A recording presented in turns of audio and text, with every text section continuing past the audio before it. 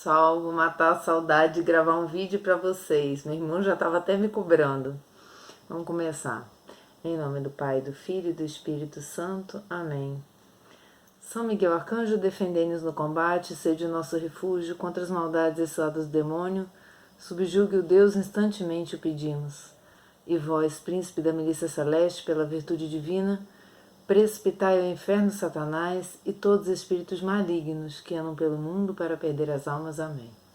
Em nome do Pai, do Filho e do Espírito Santo. Amém. No vídeo anterior a gente estava falando sobre o feminismo. E eu queria ir caminhando para poder falar sobre o aborto, né? E toda essa tentativa de legalização do aborto que existe no mundo inteiro, tornar isso uma coisa lícita, né? Enquanto se defende a natureza e os animais, as crianças no ventre ficam sem defesa. Então, assim, eu buscando esse tema em Dom Estevam Bittencourt, achei bastante coisa, muita coisa interessante, estudos de médicos, né, sobre os efeitos do aborto no psique da mulher e no corpo, né, na questão física também. E o que vocês estão vendo aqui na ponta é o meu gato, ele resolveu deitar na hora que eu tô gravando o vídeo, mas enfim. E aí eu peguei a encíclica, né, a carta encíclica Humanae Vitae, e nela eu achei, assim, vamos dizer, o antídoto para o aborto, né, porque se você for parar para pensar, o aborto é uma atitude de ódio, de rejeição contra o próprio filho, né, não importa em que condições é um filho que está sendo assassinado no ventre, né, e sem voz, sem poder para se defender, e aí a gente vê que o demônio é homicida desde o princípio, né? A gente tem que ir no ponto, que é o combate espiritual. Então o demônio sendo homicida desde o princípio, óbvio que ele está por trás de toda essa conversa, né, fiada de que a mulher tem direito sobre o próprio corpo, a começar do direito natural, né? Qual é o direito natural sobre o próprio corpo? É por isso que eu busquei nessa carta. E aí a gente vê que Deus sendo amor, a gente vê que o amor gera vida. E aí que eu pude ver nessa carta encíclica todo o raciocínio que impediria que um aborto acontecesse ou fosse necessário, não é? É que as pessoas não querem controlar aquilo que é prazeroso. Então, vamos dizer assim, elas usam do sexo de uma maneira totalmente antinatural. E o que é antinatural? É fora do matrimônio. E aí a consequência do antinatural delas é o antinatural, que é o que? O aborto.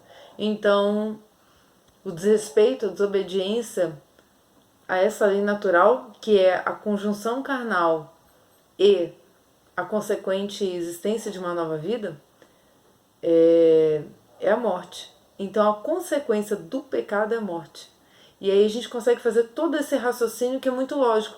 Então eu vou dizer aqui para as pessoas que defendem o aborto, tentem fazer um raciocínio um pouco lógico sobre o próprio corpo, sobre os limites que se deve dar para o próprio corpo, né? Os limites que se deve dar. A gente não pode fazer tudo, a gente não pode se jogar de um prédio e achar que vai voar. Então a gente tem limites, o corpo da gente tem limites físicos, naturais, né? E a gente não pode dizer que o prazer seja algo que não requer limites também. Tudo requer limites. A alimentação requer limites, né? Prazer requer limites. A própria disposição da vida requer limites. Então essa carta encíclica, ela fala muito sobre isso e fala da beleza com que Deus criou a união entre o homem e a mulher. E aqui no parágrafo 9, né, eu vou citar como parágrafos aqui para depois vocês conseguirem localizar. Diz que o matrimônio, no 8, um pouquinho antes, o matrimônio não é fruto do acaso, é uma instituição sapiente do Criador para realizar na humanidade o seu desígnio de amor. É um sinal sacramental da graça, é um sinal de Cristo com a igreja. E aí eu trago aqui uma ilustração muito bonita, né? Que do lado do homem, né, em Gênesis, sai a mulher. E do lado aberto de Cristo nasce a igreja. Então, é óbvio que o fruto disso, né, é perseguido pelo demônio. O que é o fruto disso? É a vida humana.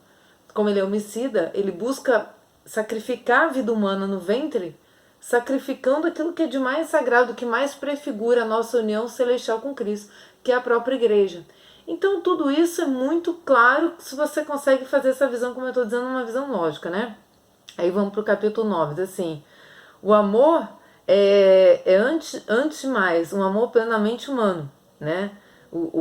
Na verdade, o amor conjugal é plenamente humano, mas é ao mesmo tempo espiritual e sensível. Não é tanto um simples ímpeto do instinto ou do sentimento, mas é também ato de vontade livre, destinado a manter-se e a crescer mediante as alegrias e as dores da vida cotidiana, de tal modo que os esposos se tornem um só coração, uma só alma e alcancem a sua perfeição humana. Ou seja, o amor conjugal é um caminho de perfeição pelas próprias dificuldades, pelas lutas diárias. Então é um caminho pensado por Deus, ele não é fruto do acaso, né? E essa é, vamos dizer, a natureza humana do ato conjugal poder gerar uma vida, né? O resto tudo é muito artificial. E aí ele vai dizer que de forma que é um amor total, uma forma muito especial de amizade pessoal, em que os esposos compartilham todas as coisas sem reservas, indevidas e sem cálculos egoístas.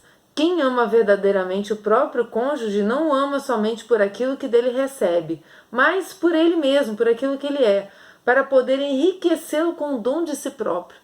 Vê como isso está completamente fora de eixo, né, da necessidade do aborto, né, do que gera o aborto, né? O que gera o aborto?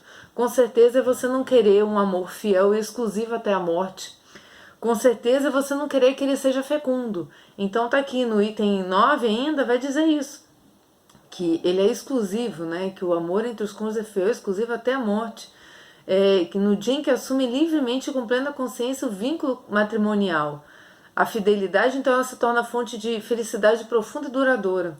E quanto a ser fecundo, é porque o matrimônio e o amor conjugal estão por si mesmos ordenados para a procriação e educação dos filhos. Ou seja, o próprio desígnio de Deus dos esposos poderem ser, vamos dizer, coautores da vida, né? Deus gera vida e gera vida através dos esposos, né? Dos esposos. E aí diz assim que a deliberação ponderada e generosa de fazer crescer uma família numerosa, né, ela tá dentro do que ele chama de domínio da razão e da vontade. Aqui na carta encíclica vai dizer isso, que ela deve sempre observar a lei moral para evitar o novo nascimento. Quer dizer, não é uma coisa livre você evitar um novo nascimento, né? E aí vai dizer que é uma relação mais profunda com a ordem moral objetiva. A consciência reta é intérprete fiel dessa lei moral. Ou seja, por que você está evitando o nascimento? Né? Perante Deus, o que é importante? O exercício responsável da paternidade implica, portanto, que os cônjuges reconheçam plenamente os próprios deveres para com Deus, para consigo próprios, para com a família e para com a sociedade, numa justa hierarquia de valores, ou seja, entre os cônjuges eles vão avaliar, né, os seus valores à luz do quê? À luz do que Deus ensina, né, à luz dos valores espirituais, não dos valores econômicos ou valores físicos meramente, né? Então, na missão de transmitir a vida, eles não são livres para procederem a seu bel prazer. Devem conformar o seu agir com a intenção criadora de Deus, ou seja, se assume na relação conjugal a responsabilidade de dar a destinação natural desse amor, que é o quê? A possibilidade de existir uma nova vida. Qualquer ato matrimonial deve permanecer aberto à transmissão à vida, vai dizer no capítulo 11.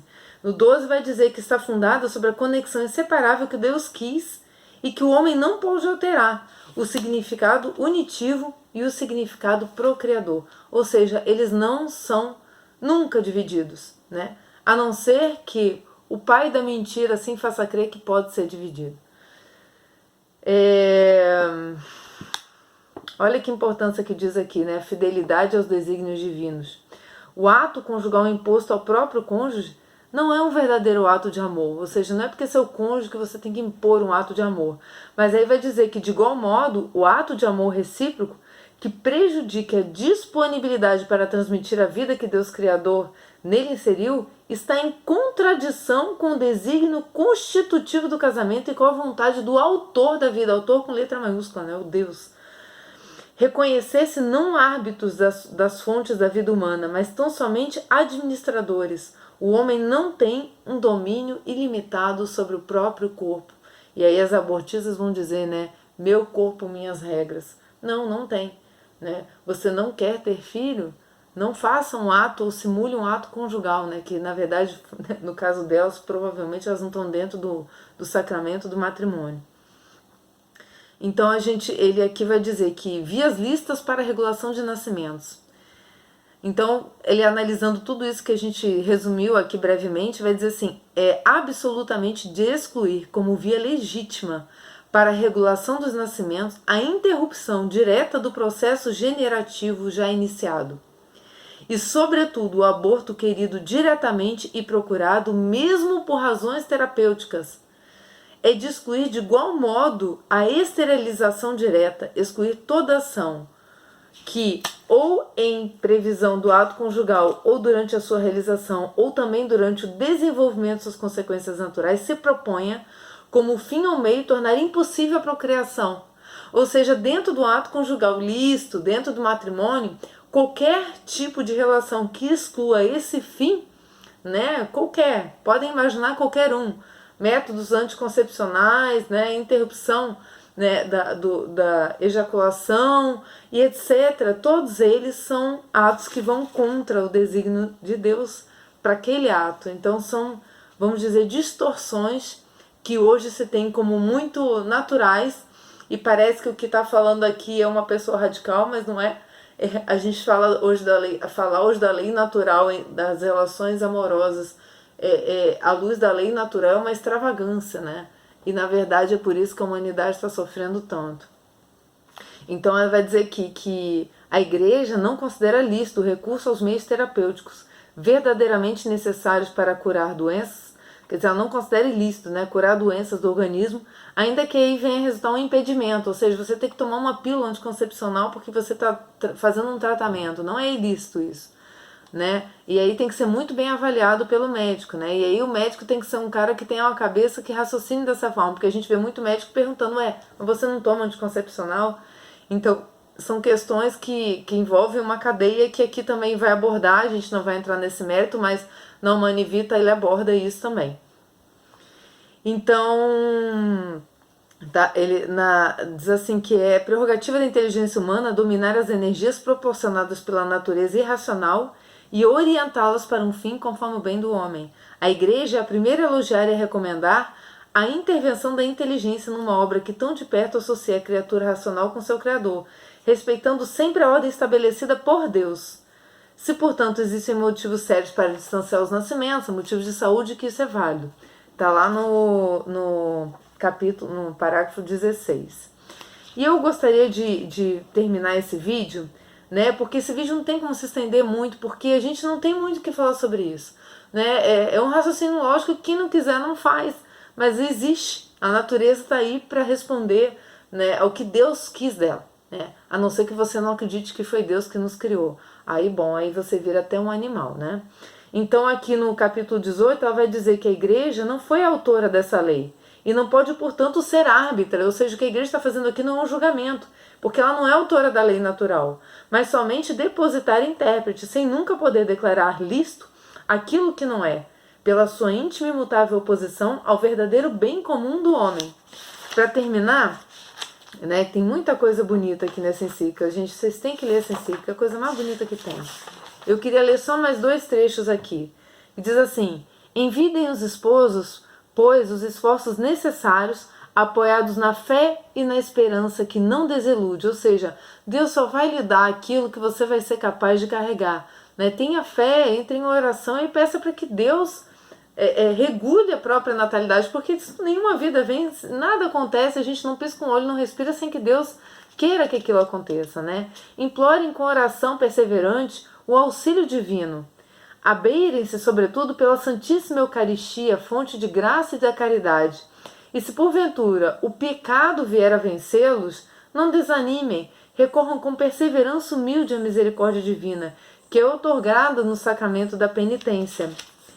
E aqui ele vai dizer, né, para a gente raciocinar, né, o que as abortistas, né, as pessoas aí que defendem o aborto ou que já praticaram aborto defendem. Eu quero ser feliz, né, eu quero ser verdadeiramente feliz, eu não quero que nada impeça a minha felicidade.